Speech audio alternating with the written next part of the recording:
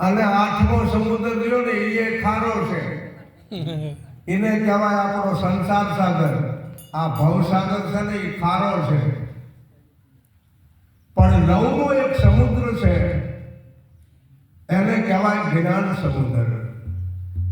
અને જ્ઞાન સમુદ્ર એ અમૃતનો ભરેલો છે. હા, અને એનું સહેજ તળાવમાં આવી જાય પીવામાં તો પછી આ દુનિયાની અંદર એનો બેડો પાર. અરે અરે, દાખલા તરીકે મારી સ્થિતિ હોય, હું એક સાધુ તરીકે હોય, પણ મારા સહદેવ દોષી જેવું હોય કે મને કે તો આપણે એનો ઉત્તર આપીએ. અરે અરે, ચાહે ગમે તે કોઈ સંસારની બાજીની વાત છે હો. હા, તો એની કળા જરૂર ફૂટે, પણ સહી કહેવાનું નહીં કે તારામાં આ ખામી છે, આમ કરો તો તમારે આવું થાય. એમ આપણો નવમો જે સમુદ્ર છે એ તો જ્ઞાન સાગર છે.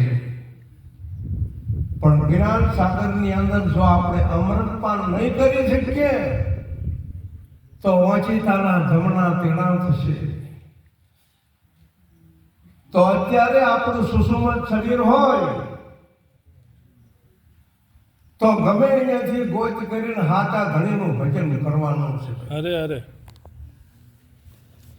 અને હાથો ધણી રમતો જોગી ઉત્તર દિશામાંથી જરૂર આવશે. ભજન કરતા કરતા અને એ આપણું બધું કામ કરશે. પરંતુ આપણે અત્યારે શીરા બનવું છે તો જેથી કરીને 1000 હાથવાળો આપણો બનવા તૈયાર થાય. અરે, નિરલભાઈ કહે છે રમતો જોગી ક્યાંથી આવ્યો રે આજે મારી નગરીમાં અલખ જગાયો વેરાગણ હતો બની. અરે આપણી કાયા આ 10 દિશાની બનેલી છે. આપણું મોઢું ઉત્તર દિશા છે અને આંખો આપણી પૂર્વ દિશા છે અને પશ્ચિમ દિશા આપણી ગુહિન્દ્રી છે, દક્ષિણ દિશા આપણી ગુહિન્દ્રી છે. ઈશાન અગ્નિ નૈઋત્ય અને વાવવ્ય 4 ખૂણાએ આપણા હાથ પગ છે અને આપણું મસ્તક ઉપલું આકાશ છે અને આપણા પગના તળિયા એ આ પૃથ્વીના ઠેઠ તળિયા સુધીની વાતો છે. અરે આવું 10 દિશાનું બનેલું આપણું શરીર છે. તો ઉત્તર દિશાને મુખ કહેવામાં આવે છે. કોઈ એવો માલવી મહાપુરુષ જ્યારે આપણને શબ્દ ભજનની રજૂઆત કરે છે ત્યારે ઉત્તર દિશામાંથી રજૂઆત કરે છે. અને જોવો એ જોગીડો કે દેખાતો નથી પણ સંભળાય છે. અરે, દેખાતો નથી પણ સંભળાય છે. અરે કાનમાં કુંડલને જટાધારી તરીકે જોવો હોય તો આપણે જોઈ શકાય છે, પણ આપણી સુરતા દિગ્મુખ બની જાય ત્યારે આપણને આવો રમતો જોગી જરૂર દેખાય. પછી શું કીધું જોવાનું રહે? આપણા મનના મનોરથ જરૂર પૂરા થાય.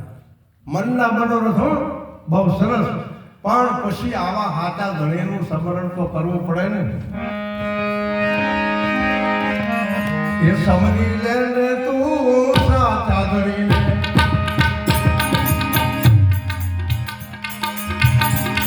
અરે,